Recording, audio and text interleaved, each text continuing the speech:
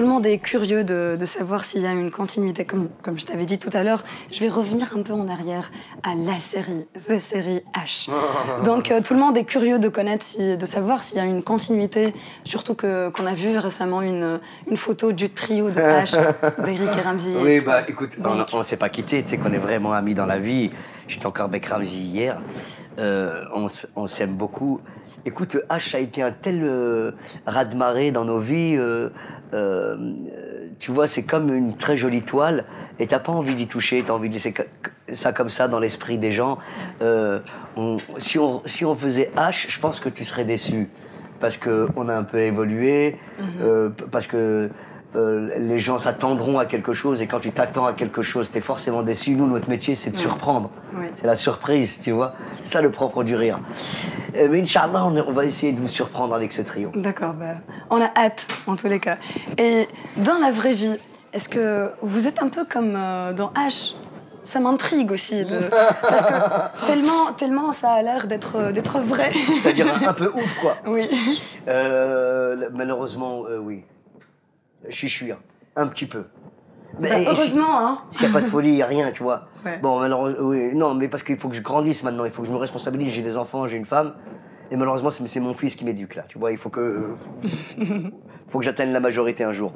Non, mais viens faire connaissance avec nous, tu vas voir. Ouais, bah j'aimerais bien.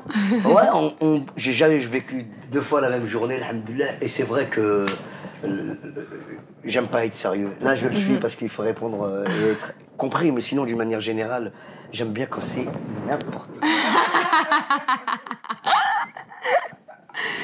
S'il y avait une quatrième personne, s'il y avait une possibilité d'ajouter une 4e personne au trio H, ça aurait été qui? Une fille, d'abord. Ah oui? Bah oui, parce que moi, dans ce trio... Bah non, il y a Béa et... Oui, mais t'as parlé du trio, donc évidemment, mais si... tu vois, humoriste, lequel? Eh ben là, il y en a plein, il y a une nouvelle génération incroyable. Ouais. Camille Lelouch, Malik Bentala, ouais. Roman Fressinet, Ahmed Silla.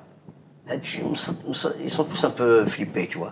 Et les gens de la nouvelle génération, là, les gens que je viens de te citer, là, ils ont facilement leur place avec nos délires, nos conneries, parce qu'eux aussi, ils sont un peu tordus, tu vois. Ils sont un peu déplacés. Ouais. Tu préfères être sur scène ou sur écran? La scène. La scène. La scène, c'est extraordinaire. La scène, c'est fabuleux, c'est physique, c'est concret, c'est immédiat. Quand t'es bon, les gens rient tout de suite. Et à l'écran, t'es obligé d'attendre que ça soit monté, que ça soit mixé, que ça soit diffusé. C'est un autre rythme. Moi, la scène, c'est ce que je préfère, c'est immédiat. Comme si tu me demandais, est-ce que tu préfères avoir une relation amoureuse ou regarder des films comment on appelle ça? Comment s'appellent les films d'amour? Les films d'amour. Les films d'amour. Film. Film érotique. Ah non, tu vois, lui il est tordu, lui, tu vois. C'est que j'ai des gens trop tordus autour de moi. Non, mais vraiment. La scène, c'est quelque chose de concret, c'est palpable. On peut toucher les gens, on peut les sentir, on peut les voir. C'est plus réel. Bah ouais, c'est sans filet, tu vois. Ouais. Et ça, c'est formidable. Je suis curieuse, par contre, de savoir quel genre de musique tu écoutes. Ah, pas de tout, mais... Là, en ce moment, j'aime bien... Là, je suis tombé dans l'électro, là. Ah oui. Un petit peu, ouais. D'accord. Je suis tombé dans l'électro... titre. Donne-nous un titre. Plutôt des artistes, tu vois, des gens un peu bizarres. Geza Feldstein. D'accord. Agoria. Après, des gens plus connus comme The Avener, tu vois. D'accord.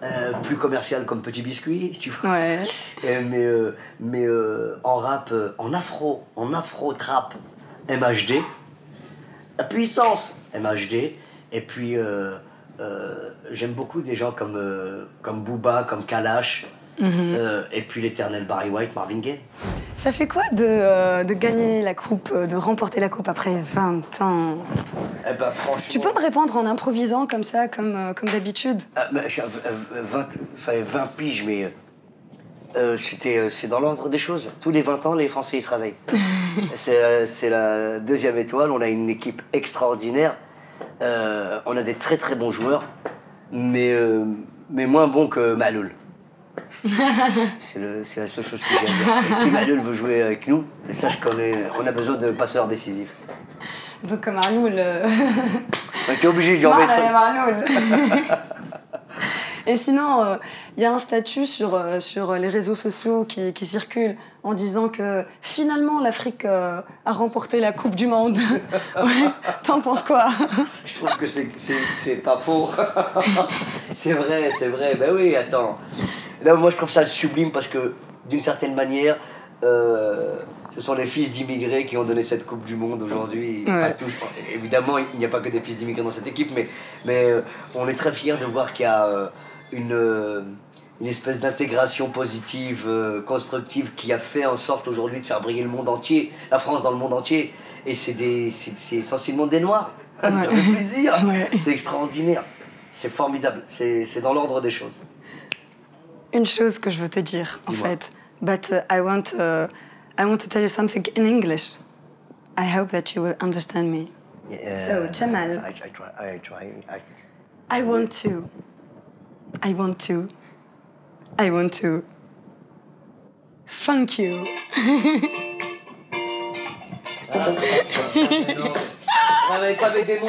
I want to thank you, Jamal. I want to thank you, Jamal. Bah, merci beaucoup. Ça m'a fait énormément plaisir.